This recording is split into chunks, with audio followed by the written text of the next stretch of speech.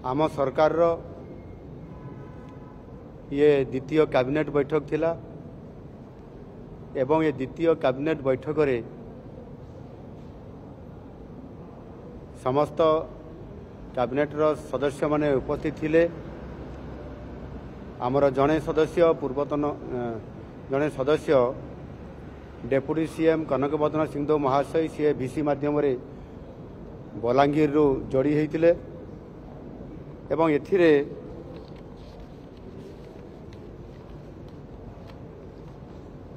पांचटी प्रस्ताव थिला एवं ये पांचटी प्रस्ताव आज लंबा समय 3 घंटा पर्यंत आलोचना हला परे सबु निष्पत्ति गुड़िक आमर प्रस्ताव गुड़िक निष्पत्ति निया जाइछि। प्रथम प्रस्ताव है राज्य रे सर्वनिम्न मजूरी जो संशोधन करिवार आवश्यकता थिला ताहा आज निष्पत्ति क्रमे आज ताकू संशोधन करा जाइछि। सर्वनिम्न मजूरी अधिनियम 1948 प्रावधान अनुजाई आमर जो अनुसूची रे सर्वनिम्न मजूरी तार धार्य समीक्षा और संशोधन करने को राज्य सरकार क्षमता प्राप्त अछंती ता उपरे आलोचना करा जाइथिला एवं वर्तमान सर्वनिम्न मजूरी संशोधन संपर्क में प्राप्त होइतबा आपत्ति और परामर्श गुड़िक जत्नर सह विचार करिबा परे सरकार अणकुशली अर्धकुशली कुशली एवं आपंकर उच्च कुशली श्रमिक मानकर पाई सर्वनिम्न समय भित्तिक दैनिक मजूरी जहाँ पूर्वर थिला यथाक्रमे आपंकर 352 टंका थिला ता 450 टंका को वृद्धि करिया पई आज निष्पत्ति निया गला। एथिरे 98 टंका वृद्धि करा जाइछि। आपंकर कुशली तांकर पूर्वर थिला 392 टंका एथिरे 500 टंका वृद्धि करा जाइछि। 500 टंका को वृद्धि करा जाइछि जो कि 108 टंका एथिरे अधिक रखा जाइछि। एवं आपंकर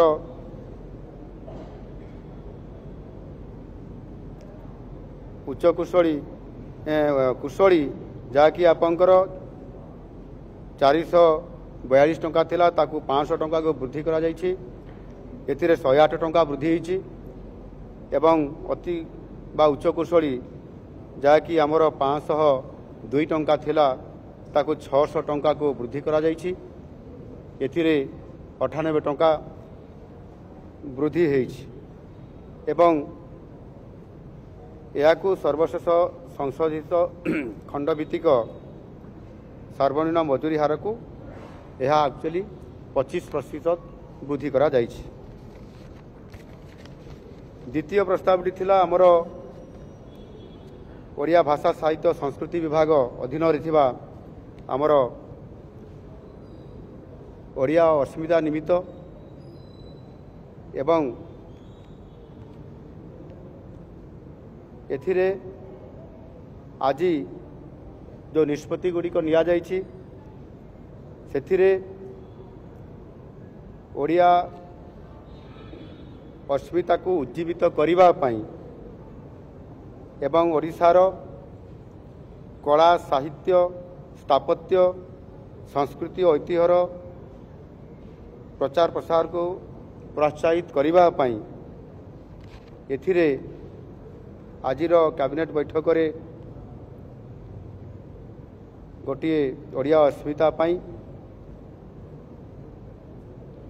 प्रारंभिक भाव में गोटे स्वतंत्र पांठी बा कॉर्पस फंड गठन करा जाइछि। सेतिरे 200 कोटी टंका रखा जाइछि। ये स्वतंत्र पांठी बा कॉर्पस फंड रे विशेष करिकी ओडिया अस्मिता भवन गठन करिबा ओडिया अनुवाद एकाडेमी प्रतिष्ठा, विश्वस्तरीय तालपत्र पोथी संग्रहालय प्रतिष्ठा, पाइक विद्रोह स्मारकीर उन्नतीकरण, बालीजात्रा को अंतर्जातीय मान्यता पाई प्रयास, कलाकार गौरव निधि योजना, ओडिसी नृत्य और संगीत प्रशिक्षण निमंते आर्थिक प्रोत्साहन, जातीय विश्वविद्यालय और अंतर्जातीय विश्वविद्यालय रे ओडिया चेयर प्रतिष्ठा, जिला स्तरीय ई ग्रंथालय ई लाइब्रेरी स्थापन, सांस्कृतिक दल परिचालना व्यवस्था सीटीएमएस रो उन्नतीकरण निमित्त स्थिर करा जायछि। ए संबंधी डिटेल गाइडलाइन प्रस्तुत करने को विभाग को निर्देश दिगला एवं एक्सपर्ट मान को नहीं एक कमिटी गठन करा जिवो। भविष्य में आवश्यकता अनुसार कॉर्पस फंड रो आकार मध्य वृद्धि करा जिवो। प्रस्तावित सुपारिश को आहुरी व्यापक करने को कैबिनेट निष्पत्ति प्रदान कले। तृतीय प्रस्तावटी स्कूल एवं मास एजुकेशन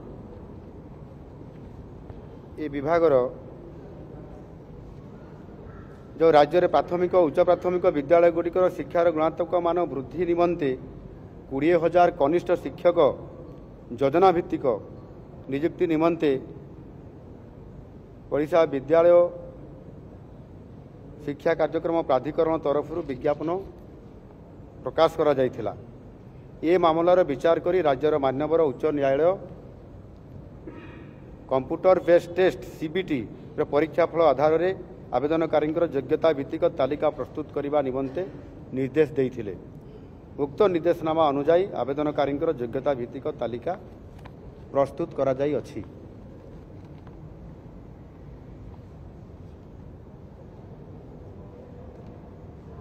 ओडिशा विद्यालय शिक्षा कार्यक्रम प्राधिकरण द्वारा 18,788 प्रार्थी चयन तालिका प्रकाश निमंते प्रस्ताव आज राज्य कैबिनेट सूचना और मार्गदर्शन निमंते ताकू उपस्थापना करा जायथिला। चयन तालिकार अंतर्भुक्त प्रार्थी मानकर सर्टिफिकेट वेरिफिकेशन एवं नियुक्ति प्रक्रिया को त्वरान्वित करने को कैबिनेट विद्यालय और गणशिक्षा विभाग को निर्देश देइछंती।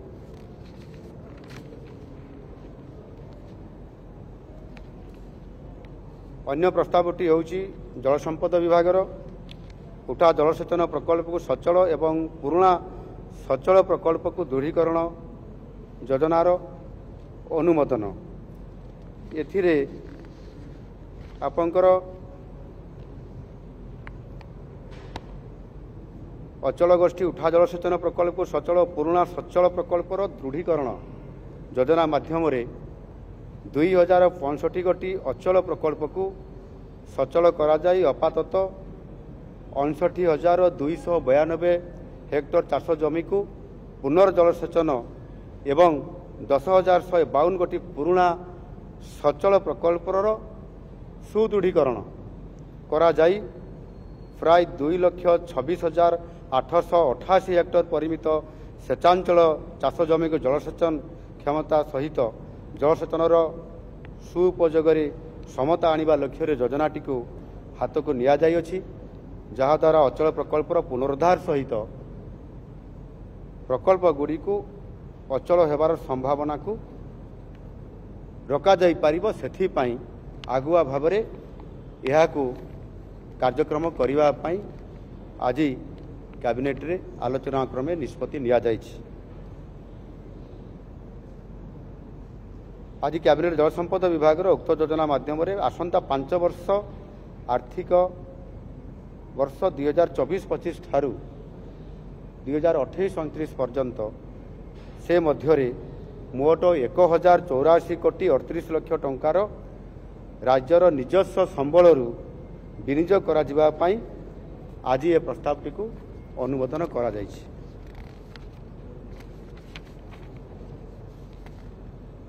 एवं आपंकर पंचम प्रस्तावटी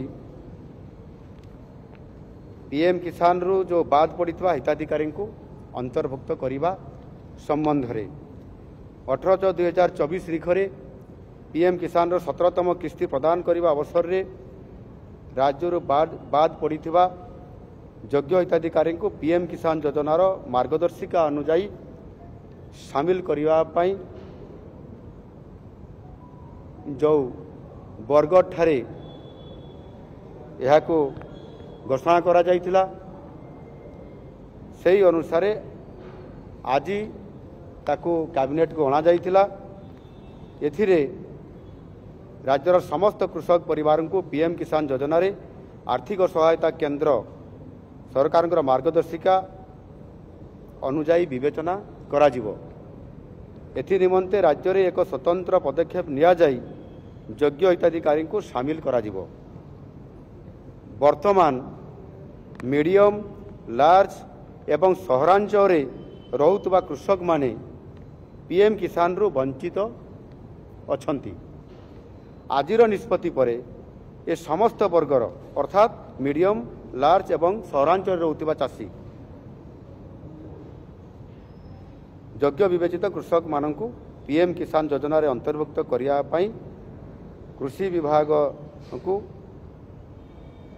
तुरंत कार्यानुष्ठान देवाई एथिरे तांकु परामर्श दिगला एवं जहाँ आशा करा जाउछि एथिरे 5 लाख रु 6 लाख पर्यंत चाषी जो माने योग्य हिताधिकारी थिले किंतु तत्कालीन सरकार जो काड़िया योजना रो क्राइटेरिया अनुसार मध्य पीएम किसान रो चाषी पीएम किसान रे यही चाषी माने ही पाइबा पई जो क्राइटेरिया रखी देइतिले सेथिपाई आपंकर एमाने वंचित होइतिले एवं सेटा को आमे आज ए हडल्स को आमे उठेई देलु एवं जहाँ पीएम किसान रो गाइडलाइन अछि सेही आधार रे सेमानंकु अंतर्भुक्त करिकरी 6 लाख पर्यंत चाषी को सेतिरे योग्य हिताधिकारी तालिका रे प्रवेश करा जिवो एवं सेमानंकु आसंता दिन मानकरे जेते बेले घोषणा हबो परवर्ती फेज्र से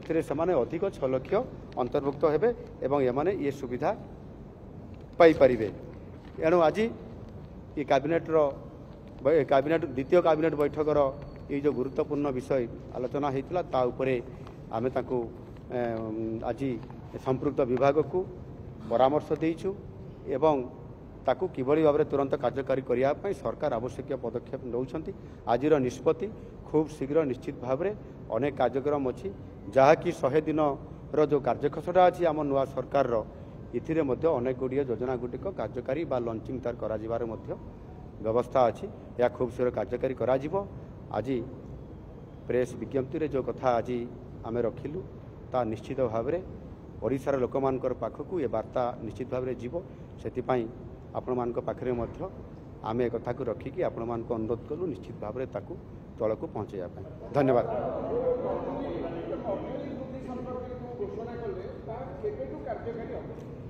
यह आमर खूब शीघ्र अर्थात आमे विज्ञप्ति प्रकाश करने आवश्यक जो टेक्निकाली किसी कथा अच्छी ताकू सारिकी बहुत खूब शीघ्र कहबार अर्थ होची खूब शीघ्र अर्थात आमे प्राय समस्त काम सरी जाइछि। विज्ञप्ति प्रकाश करने आमे विभाग को निर्देश देले से तांकर निर्देश जारी कला परे ताहा लागू हबो निश्चित भाव में यह करा जिवो। धन्यवाद।